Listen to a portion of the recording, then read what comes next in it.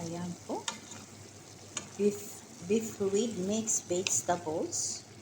May carrots, capsicum, and Baguio beans. Ayan po ang ating niluto ngayon. Ayan mga sisilap. Ginisa po natin.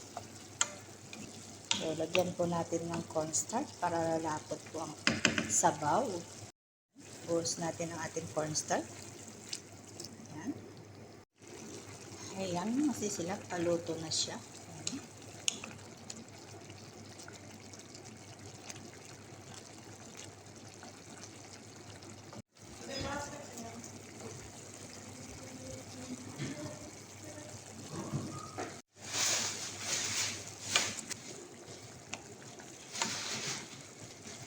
Ayan, sisilap, luto na po ang ating ulam. Ayan po.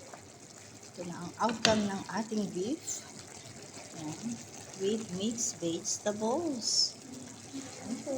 Thank you for watching. Lagay na natin sa lagayan. Sisilap. Bango. Natin ng sibuyas. Sprinkle.